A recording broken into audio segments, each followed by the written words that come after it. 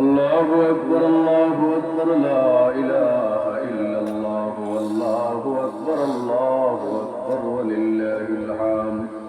এশকের দরিয়ায় ডুবদারে মন,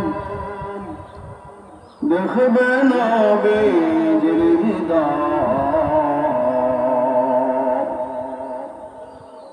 খুলে যাবে চোখের পর্দা, দূর হবে মনের আদার। আল্লাহুম্মা সাল্লি আলা সাইয়্যিদিনা মাওলানা মুহাম্মদ ওয়া আলা আলি সাইয়্যিদিনা মাওলানা মুহাম্মদ। ইয়া আইয়ুহাল্লাযীনা আমানু কুতিবা আলাইকুমুস সিয়ামু কামা কুতিবা আলাল্লাযীনা মিন ক্বাবলিকুম লাআল্লাকুম তাত্তাকুন। আল্লাহ পাক রব্বুল আলামিন ইরশাদ করেন, হে ঈমানদারগণ, তোমাদের উপর রোজাকে ফরজ করা হয়েছে যেভাবে ফরজ করা হয়েছিল তোমাদের পূর্ববর্তীগণদের উপর, লাআল্লাকুম তাত্তাকুন, যাতে তোমরা মুত্তাকি হতে পারো, পরহেজগার হতে পারো, ঈমানদার হতে পারো। বলুন সুবহানাল্লাহ। যাতে আমরা মুত্তাকি হতে পারি, পরহেজগার হতে পারি, ঈমানদার হতে পারি। নবী করিম সাল্লাল্লাহু আলাইহি ওয়াসাল্লাম সাহাবায়ে কেরামদের লক্ষ্য করে বলেন, আত-তাকওয়া হাহুনা, সুনানে তিরমিজির হাদিস, আত-তাকওয়া হাহুনা, আত-তাকওয়া হাহুনা, আত-তাকওয়া হাহুনা। ফাশারা ইলা সাদরিহি সালাসা মাররাত। আমার নবী করিম সাল্লাল্লাহু আলাইহি ওয়াসাল্লাম তিনবার ওনার হাত মুবারক বুকের দিকে ইশারা করে বলেন, আত-তাকওয়া হাহুনা, আত-তাকওয়া হাহুনা। ফাশারা ইলা সাদরিহি সালাসা মাররাত। নবী করিম সাল্লাল্লাহু আলাইহি ওয়াসাল্লাম তিনবার বুকের দিকে ইশারা করে বলেন, তাকওয়া এখানে, তাকওয়া এখানে, তাকওয়া এখানে। অর্থাৎ মানুষের বুকের মধ্যে, কলবের মধ্যে, অন্তরের মধ্যে যখন আল্লাহর ভয় পয়দা হয়ে যায়, আল্লাহর ভয় যখন বুকের মধ্যে পয়দা হয়, অন্তরের মধ্যে পয়দা হয়, এটার নাম হচ্ছে তাকওয়া, আর ব্যক্তির নাম হচ্ছে মুত্তাকি। বলুন সুবহানাল্লাহ। তাকওয়া অর্থ আল্লাহর ভয়। যদি আল্লাহর ভয় আপনার ভিতরে পয়দা হয়ে যায়, তখন কোন অন্যায় কাজ যদি আপনি করেন, আল্লাহর ভয়ের কথা মনে হলে, শাস্তির কথা মনে হলে, তখন আপনি করতে পারবেন না।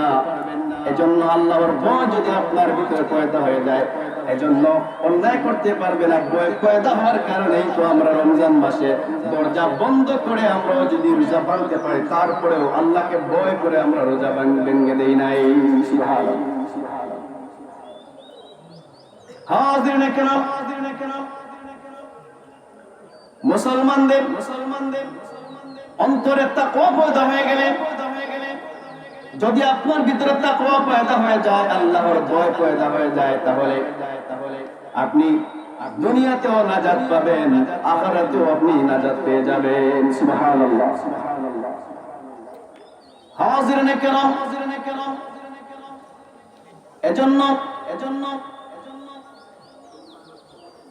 মুসলমানদের শক্তির উৎস সম্পদ নয়, সংখ্যাধিক্য নয়, অস্ত্র নয়। মুসলমানদের শক্তির উৎস হলো তাকওয়া এবং মজবুত ঈমান। পড়ুন সুবহানাল্লাহ। আল্লাহ রাব্বুল আলামিন বলেন, ওয়া ইন তাসবিরু ওয়া তাত্তাকু লা ইয়াদুররুকুম কাইদুহুম শাইআ। হে মুমিনগণ, তোমরা যদি তাকওয়াবান হতে পারো, মানে ধৈর্য ধারণ করতে পারো, আল্লাহকে ভয় করতে পারো, তাহলে ইহুদি খ্রিস্টান মুশরিকদের কোন ষড়যন্ত্র চক্রান্ত তোমাদেরকে সরিষা পরিমাণ তোমাদেরকে ক্ষতি করতে পারবে না। পড়ুন সুবহানাল্লাহ। সরিষা পরিমাণ ক্ষতি করতে পারবে না যদি আপনার তাকওয়াবান হন আর আল্লাহর ভয় ধৈর্য যদি আপনার ভিতরে পয়দা হয়ে যায়। মুসলমানদের শক্তির উৎস হলো তাকওয়া এবং আল্লাহর ভয়। যদি আল্লাহর ভয় পয়দা হয়ে যায়, আল্লাহ রাব্বুল আলামিন বলেছেন তোমাদেরকে কোন চক্রান্ত সরিষা পরিমাণ ক্ষতি করতে পারবে না। কোন এক সময় এরকম ছিল যে মুসলমানদের সরিষা পরিমাণ ক্ষতি করা কারো দ্বারা সম্ভব ছিল না। মুসলমানরা কোন এক সময় খেজুর পাতার চাটাইয়ের মধ্যে বসে পৃথিবী অর্ধজাহান পৃথিবী শাসন করেছে। শান্তি ছিল, অন্যায় ছিল না ওই সময়, অত্যাচার ছিল না, সন্ত্রাস ছিল না, খুন ছিল না, রাহাজানি বন্ধ হয়ে গিয়েছিল, অন্যায় বন্ধ হয়ে গিয়েছিল। কারণ তাদের ভিতরে তাকওয়া ছিল, পরহেজগারিত্ব ছিল, আল্লাহর ভয় ছিল। এই কারণেই তারা মাটির বিছানায় বসে জাহান পৃথিবী শাসন করেছে। কথা বলেন ঠিক কিনা? বর্তমানে আমাদের ভিতরে তাকওয়া না থাকার কারণে মুসলমানদের শক্তি থাকা সত্ত্বেও প্রত্যেকটা অঞ্চলে পৃথিবীর আনাচে কানাচে জনপদে মুসলমানরা নির্যাতিত, নিপীড়িত, নিষ্পেষিত, রক্তাক্ত, লাঞ্ছিত, বঞ্চিত, অপমানিত হয়ে মুসলমানরা প্রত্যেকটা পৃথিবীতে মার খাচ্ছে। 57টা দেশের মালিক হচ্ছে মুসলমান। 200 কোটি মুসলমান পৃথিবীতে, 4 জনের মধ্যে একজন মুসলমান। 70% প্রাকৃতিক সম্পদ মুসলমানদের পায়ের নিচে। এত সম্পদ থাকা সত্ত্বেও মুসলমানরা আজ কেন লাঞ্ছিত, কেন রক্তাক্ত, কেন মার খাচ্ছে? কারণ হচ্ছে মুসলমানিত্বের মধ্যে আর থাকতে পারে নাই। যতটুকু ঈমান থাকা প্রয়োজন ছিল ততটুকু ঈমান তারা রাখতে পারে নাই, যার কারণে মুসলমানরা লাঞ্ছিত হচ্ছে, বঞ্চিত হচ্ছে। যারা এই বিশ্বে মুসলমানদের নেতৃত্ব দেওয়ার কথা ছিল যাদের, তারা আমেরিকার তাবেদার হয়ে গিয়েছে, আমেরিকার গোলামে পরিণত হয়ে গিয়েছে। কাবা শরীফের ইমাম মিম্বরে দাঁড়িয়ে যখন তিনি সিনেমা মহল বন্ধ করার কথা বলেছিলেন, বেপরদার বিরুদ্ধে কথা বলেছিলেন, তখন কাবা শরীফের ইমামকে মিম্বর থেকে গ্রেফতার করে দেওয়া হয়েছে। বিশ্বে আলেমদেরকে গ্রেফতার করা হচ্ছে কাবা শরীফের ইমামকে অন্যায়ের বিরুদ্ধে কথা বলার কারণে মিম্বর থেকে গ্রেফতার করে নিয়ে যায়। কথা বলেন ঠিক কিনা? হাজিরিনে কেরাম, বাংলাদেশের ইমামদেরকেও হক কথা বলার কারণে তাদেরকে চাকরিচ্যুত করে দেওয়া হচ্ছে, তাদেরকে বাধা প্রদান করা হচ্ছে। হক কথা বলার কারণে তাদের বেতন ভাতা বন্ধ করে দেওয়া হচ্ছে, বেতন কমিয়ে দিচ্ছে, বেতনের কথা বললে চাকরি থেকে চলে যাও, এরকম কথা বলা শুনানি হচ্ছে। যদি আপনারা ইমামদেরকে প্রোটেকশন দিতে পারেন তাহলে মিম্বর থেকে হক কথা উচ্চারিত হবে।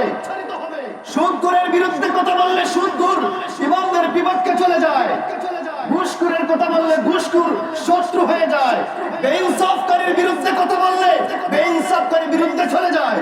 কারণ বাংলাদেশের ইমামদেরকে প্রোটেকশন দেওয়া হয় না, হক কথা বলার জন্য তাদের কণ্ঠকে স্তব্ধ করে দেওয়া হয়।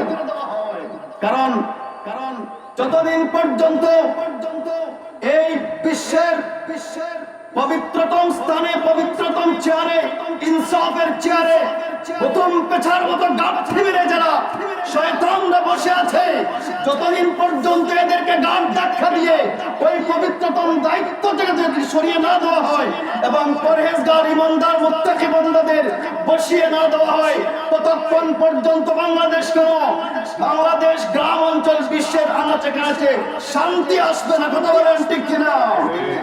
মুসল্লিয়ানে কেরাম, ফেসবুক, ইন্টারনেটের মাধ্যমে আমরা জানতে পেরেছি বিশেষ করে ইমাম মুয়াজ্জিনকে অপমানিত করা হচ্ছে, অপদস্থ করা হচ্ছে, তাদেরকে সঠিক মূল্যায়ন দেওয়া হচ্ছে না।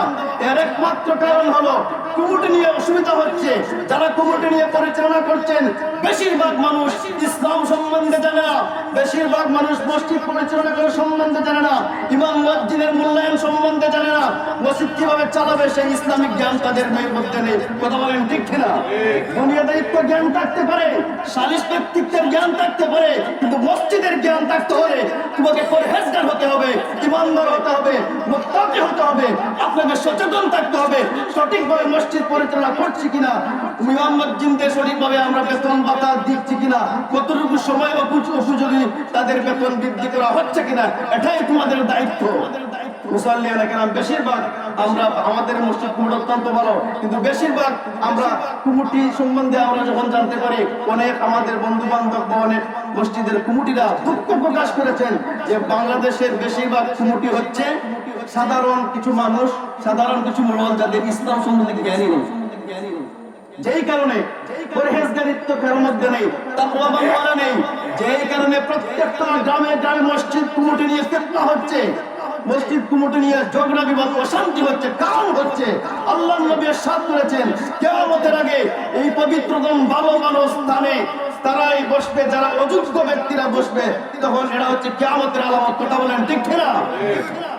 তোমরা পরহেজগার হও, মুত্তাকি হও, মুত্তাকি রমজান যদি তোমাদের বানাতে না পারে তাহলে তোমরা কিসের মুসলমান? আল্লাহর ভয় তোমাদের ভিতরে না ছাড়া কখনো সমাজে শান্তি আসবে না।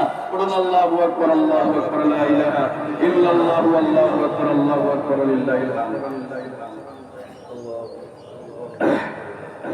মুসল্লিয়ানে কেরাম, আল্লাহ পাক রব্বুল আলামিন আমাদেরকে রোজা দিয়েছেন, রমজানে আমরা মুত্তাকি হওয়ার চেষ্টা করেছি, পরহেজগার হওয়ার চেষ্টা করেছি, এটা যেন আমরা ধারাবাহিকভাবে 12টা মাস 11টা মাস রাখতে পারি। বলুন ইনশাআল্লাহ। অন্যায়ের বিরুদ্ধে মিম্বর থেকে কথা বলতে হবে, অত্যাচারের বিরুদ্ধে মিম্বর থেকে কথা বলতে হবে, বেইনসাফদের বিরুদ্ধে মিম্বর থেকে কথা বলতে হবে। প্রত্যেকটা মসজিদ ইমামদেরকে যদি সাহস দেওয়া হয় আমাদের এই গ্রামের মতো, তাহলে বাংলাদেশের অন্যায় অত্যাচার, বাংলাদেশের অন্যায় থাকবে না, সুদ থাকবে না, ঘুষ থাকবে না। কথা বলেন ঠিক কিনা?